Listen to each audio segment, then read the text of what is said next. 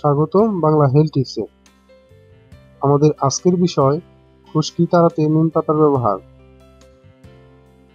খুশকি তাড়াতে নিম পাতার ব্যবহারের চেয়ে সহজ আর কোনো পদ্ধতি নেই, কারণ এটি প্রায় সবখানেই পাওয়া যায় এবং বাড়ির আঙিনায় গাছ লাগিয়ে সহজেই উৎপাদন করা যায়।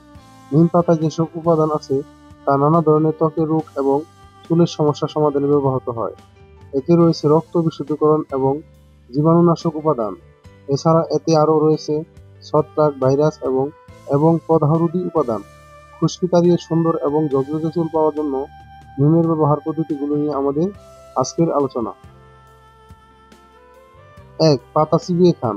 সৌন্দর্য বিশেষজ্ঞদের মতে খুশকি থেকে পরিত্রাণের সবচেয়ে সহজ উপায় হলো প্রতিদিন সকালে নিম পাতা চিবিয়ে খাওয়া। তবে নিম পাতা যেহেতু বেশ তেতো, সেহেতু আপনাকে বেশ দৃঢ়পাতাই হতে হবে। তেতো স্বাদ থেকে মুক্তি পেতে নিম পাতা সেদ্ধ করে রস বের করে তার সঙ্গে মধু মিশিয়ে জুস বানিয়ে খেতে পারেন। ২. নিম তেল। নিম থেকে তেল বানিয়েও ব্যবহার করা যায়। নারকেল তেলের সঙ্গে বেশ কয়েকটি নিম পাতা মিশিয়ে সেদ্ধ করুন। এরপর কয়েক ফোঁটা লেবু রস মিশিয়ে নিন। এই তেল আপনার মাথার ত্বকে আলতো করে ঘষে ঘষে লাগান। রাতে তেল লাগিয়ে রেখে ঘুমাতে যান এবং সকালে গোসলের সময় ধুয়ে ফেলুন। ৩. নিম এবং দই। নিম এবং দইয়ের মিশ্রণে তৈরি পেস্ট ব্যবহার খুশকি তাড়ানো বেশ কার্যকর। প্রথমে নিম পাতা ছেঁচে নিয়ে পেস্ট তৈরি করুন। এরপর পরিমাণ মতো দইয়ের সঙ্গে মিশিয়ে পুরো মাথা ত্বকে লেপে দিন। এর ১৫ থেকে ২০ মিনিট পর পানি দিয়ে আলতো করে ঘষে ঘষে ধুয়ে ফেলুন। নিমের ছত্রাকরোধী উপাদান আর দইয়ের শীতল প্রভাব খুশকি তাড়াতে বিস্ময়কর ফল দিবে। ৪. নিম চুলের মাস্ক। নিম পাতার সঙ্গে মধু মিশিয়ে পিষে পিষে ভারী পেস্ট তৈরি করুন। এরপর পুরো মাথায় চুলের মাস্কের মতো করে লেপে দিন। এভাবে ২০ মিনিট রেখে মাস্ককে একটু শুকিয়ে নিন। এরপর পানি দিয়ে ধুয়ে ফেলুন।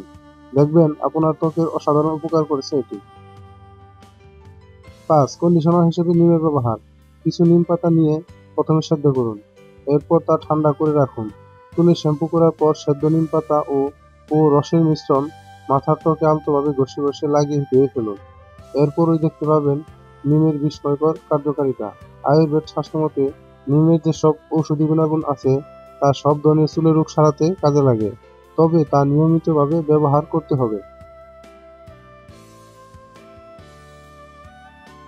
আজ এ পর্যন্তই। আবার নতুন কোনো টিপস নিয়ে হাজির হব আপনার কাছে।